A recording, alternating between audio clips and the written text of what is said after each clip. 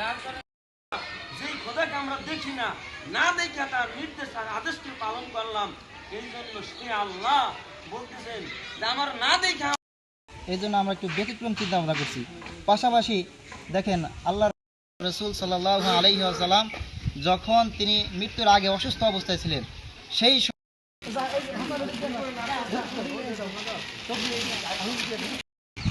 তোমরা নেক কাজ বেশি বেশি করে করো, নেক কাজের দিকে ধাবিত হও। এবং ইফতারের ফজিলাত 2-4 মিনিট শেষ করে দেব। ইফতারের ফজিলাত, বান্দার যত নেক কাজ আছে, এই নেক কাজের মধ্যে উত্তম আমল হইল যথা সময় আমাদের মনেও চায় যে ইফতার করাইতে, তাও কি ইফতার করাইতে মনে চায়, কিন্তু দিন এবং রাত্রে একটা করে দোয়া কবুল করে। এবং ইফতারের সময়, প্রতিদিন ইফতারের সময় একটা কি করেন,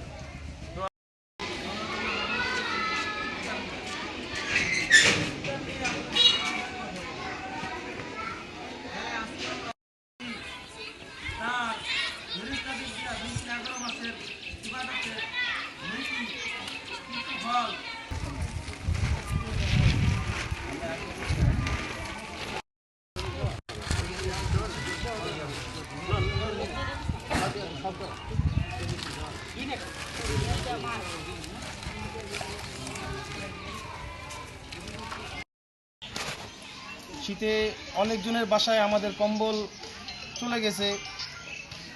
তারপরে দেখা যায় অনেক বন্যা কবলিত অনেক সময়, যে সময়টা মানুষ অসহায় ভিতরে পড়ে গেছিল, সেই সময় থেকে আমরা এই সংগঠন প্রত্যেকটা মানুষের সামনে দুয়ারে দুয়ারে আমরা পৌঁছে দিয়েছি আমাদের সহায়তা। সেই ন্যায় এই বছর আল্লাহ পাক রব্বুল আলামিন আমাদেরকে সামনে পবিত্র রমজান মাস চলে আসছে। এই রমজান মাসের মধ্যে অনেক পরিবার আছে, অনেকজনই আছে যারা ইফতার করতে তাদেরকে একটু হিমশিম খেতে হয়, অনেকজনই আছে।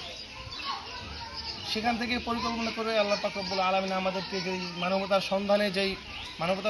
সন্ধানে মাদারীপুর সংগঠন থেকে আমরা যেই সদস্যবৃন্দ আছি, এই সদস্যবৃন্দের মাধ্যমেই আমরা কিছু টাকা কালেক্ট করে, যারা সদস্য আছে তারা আছে,